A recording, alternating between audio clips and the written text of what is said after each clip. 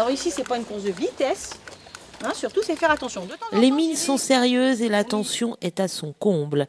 Dans quelques minutes, la trentaine d'enfants représentant les écoles du canton de Luçon vont en effet s'élancer sur la piste pour la finale cantonale de la prévention routière.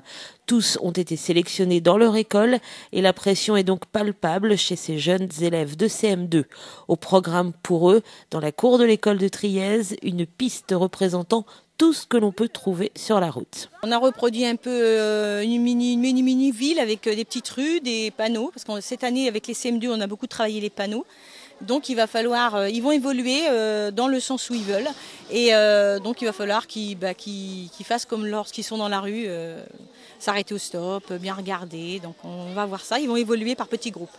C'est libre, vous n'êtes pas là pour les aider, vous voulez vraiment les laisser faire? Non, ils auront. C'est une évolution libre en fait. Hein. Il n'y a pas de circuit imposé. C'est selon leur goût. Alors il y en a qui vont peut-être tourner toujours dans le même sens, mais bon, ils vont voir au fur et à mesure. Et le fait qu'il y en ait plusieurs sur la piste en même temps leur permet de faire attention aux uns et aux autres. Voilà. Tous ces jeunes ont bien évidemment suivi une formation théorique et pratique depuis leur CP. Autant dire qu'ils connaissent les règles.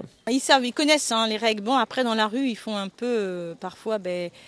Ça fait bien de sortir un petit peu du milieu des règles, mais ils les connaissent très bien depuis longtemps et parfois c'est même eux qui les rappellent un peu à leurs parents. Pendant 20 minutes, chaque groupe tourne donc sur le circuit sous l'œil attentif des moniteurs qui notent tout.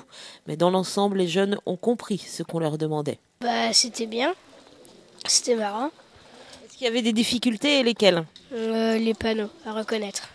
Alors il y avait quoi comme panneaux? Sens interdit, stop, céder le passage. Puis je crois que c'est tout.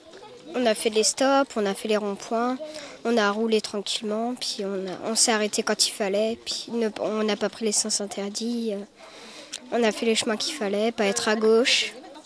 T'as trouvé ça facile? T'as eu des hésitations? Oui, il y a toujours des hésitations, mais c'était assez facile, ça va. Est-ce que tu crois que t'as fait des erreurs? Oui, je pense. Lesquelles?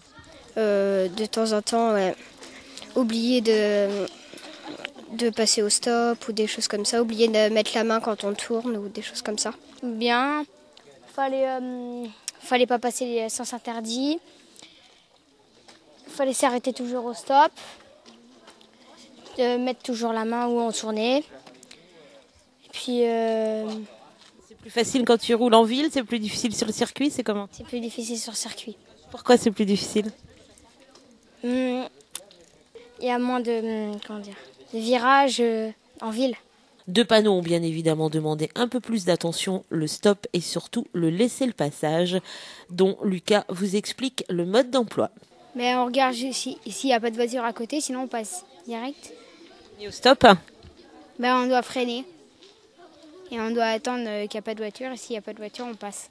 Outre la piste, les jeunes ont également dû répondre à des questions théoriques pour espérer se qualifier pour le challenge départemental interpiste. En fait, il va falloir être entre guillemets le meilleur pour passer donc la sélection. Les 3 premiers partiront à la finale départementale qui aura lieu au Poiré-sur-Vie cette année. Et rendez-vous pour cela le 27 juin prochain.